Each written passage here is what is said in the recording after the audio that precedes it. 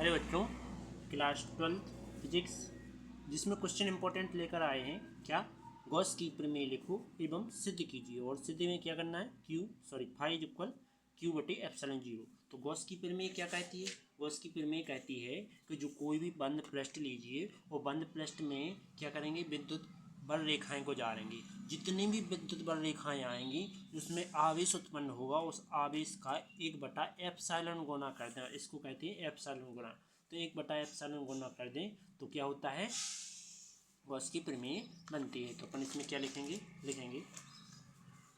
इस प्रमेय के अनुसार, इस प्रमेय के अनुसार किसी बंद पृष्ठ में, किसी बंद पृष्ठ पर गुजरने वाली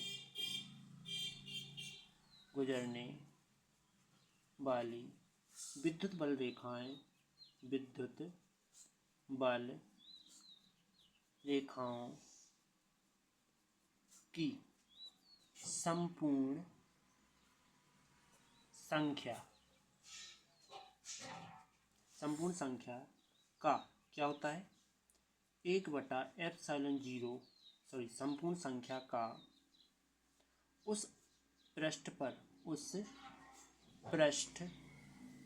पर उत्पन्न कुल आवेश का 1/एप्सिलॉन नॉट गुना होता है। अर्थात क्या है कि फाई जो कि विद्युत फ्लक्स बराबर होता है क्यू बटे एप्सिलॉन नॉट। ठीक, तो इसने क्या कहा है कि जब कोई भी क्या किया जाए, बंद पृष्ठ हो, उस पृष्ठ पर क्या किया जाए, विद्युत बल रेखाएं गुजारी जाएं। तो जितनी भी बल रेखाएं गुजरेंगी तो उस पृष्ठ पर उत्पन्न क्या होगा, आवेश होगा। आवेश उत्पन्न होगा तो 1/4 एप्सिलॉन जीरो गुना होना चाहिए। ठीक, इसी घटना को क्या कहते हैं, गॉस की प्रमेय कहते हैं। अब सिद्ध करना है जी, तो अपन हेडिंग डालेंगे व्यंजक में क्या आएगा, देखो व्यंजक में एक चित्र बनाएंगे। तो चित्र को मैं इस प्रकार से आपको दर्शा देता हूँ।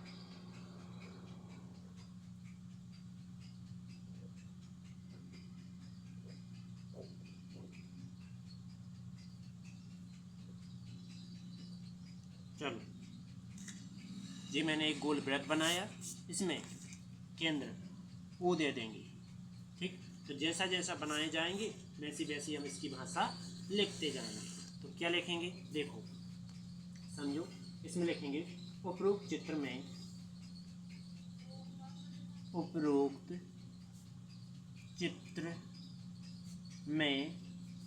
एक वृत्त प्रदर्शित है।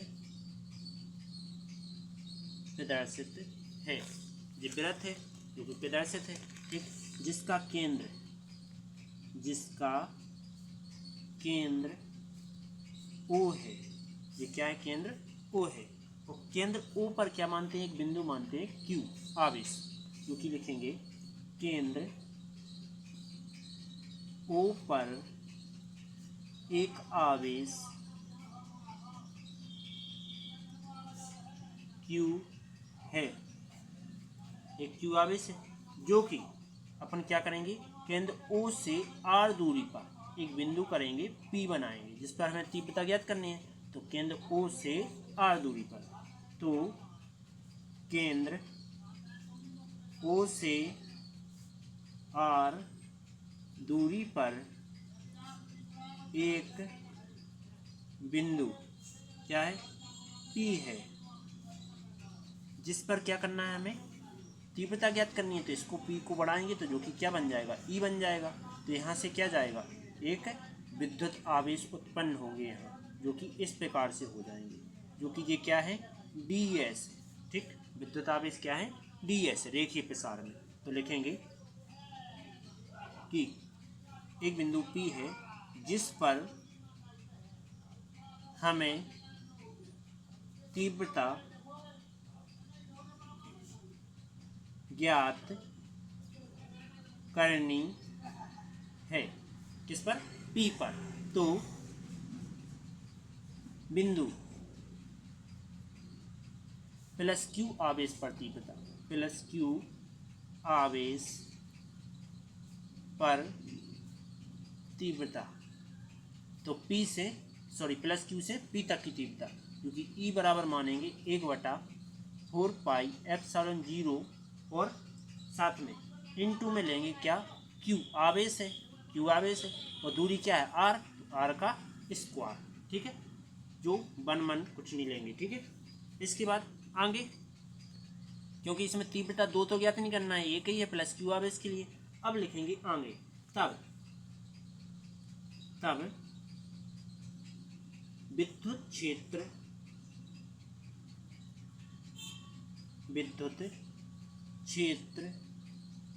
E एवं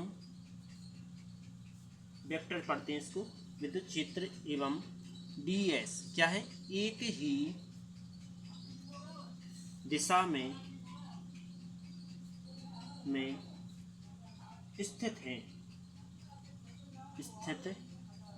हैं, तो विद्युत फ्लक्स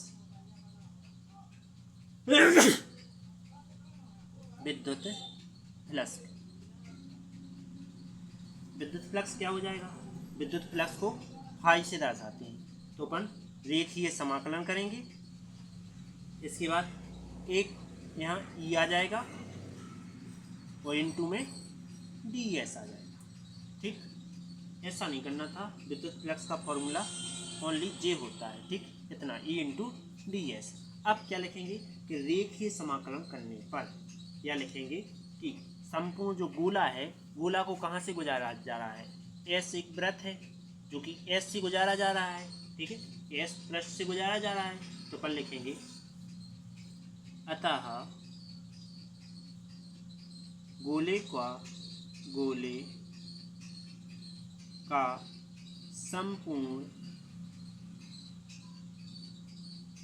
पृष्ठ एस से होकर गुजरने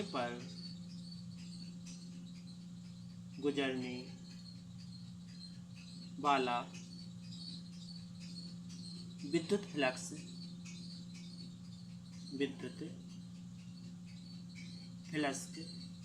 जो कि फ्लक्स का मान छोटे छोटे भागों में विभाजित हो जाता है, छोटे भागों में विभाजित हो जाता है। ठीक, तो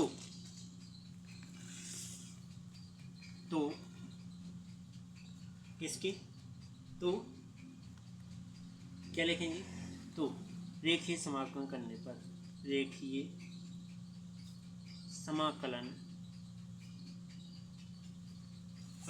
यहाँ कुछ गलती हो गई। क्या गलती हो गई? देखो, यहाँ डी लगाना भूल गए अपन। ठीक, अब सही है। अब क्या करेंगे? तो रेखीय समाकलन करने पर, जब रेखीय समाकलन करेंगे तो यहाँ डबल डी आई बराबर डबल समाकलन जो कि एस लगेगा और ई इंटू डी एस। ई का मान रख देते हैं, लिखेंगे तो ये डबल समाकलन से डी कट जाता है, तो ई का मान रखने पर रख देंगे, तो फाई बराबर क्या बचा? डबल समाकलन और ई का मान 1/4 पाई एप्सिलॉन 0 इंटू क्यू बटे आर स्क्वायर और डी एस। ठीक, अब तुम जानते हो कि डबल समाकलन और डी एस जो कि क्या है? गोले का संपूर्ण पृष्ठीय क्षेत्रफल है, तो अपन लिखेंगे क्योंकि डबल समाकलन और एस और डी एस बराबर होता है गोले का संपूर्ण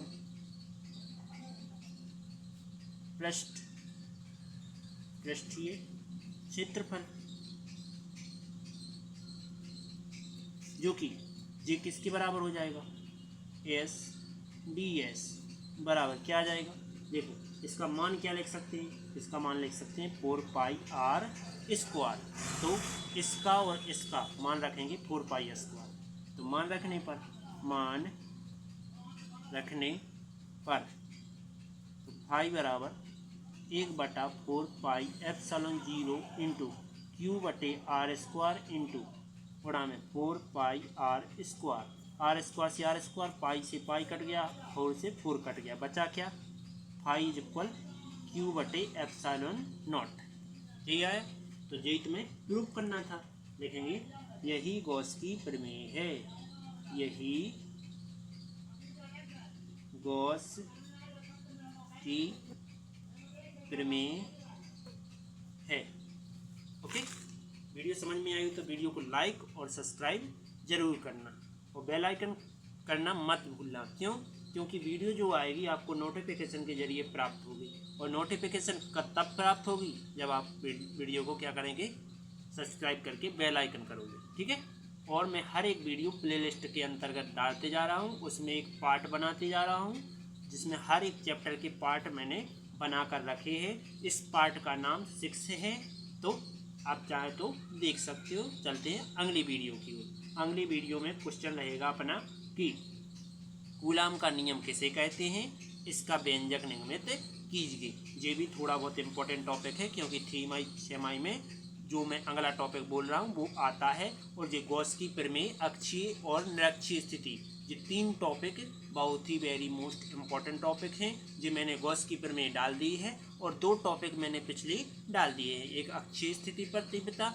और निरक्षीय स्थिति प्रतिबद्धता। ये तीनों टॉपिक बहुत ही इम्पॉर्टेंट टॉपिक हैं, इनको ध्यान से हल करके जाना वार्षिक पेपर में। और साथ में ये तुम्हारा जो अगला टॉपिक आएगा, कूलाम का वर्ग व्युत्क्रम नियम और इसका व्यंजक, तो इसका क्या होता है कि ये 3 6 में बार पूछा जाता है, तो इस बार भी पूछा जाएगा। ठीक, तो इसलिए आपको वो टॉपिक ध्यान से 3 6 के लिए हम अभी अगला डाल रहे, तो आप देख लेना। ठीक, चलो चलते हैं अगली वीडियो की ओर।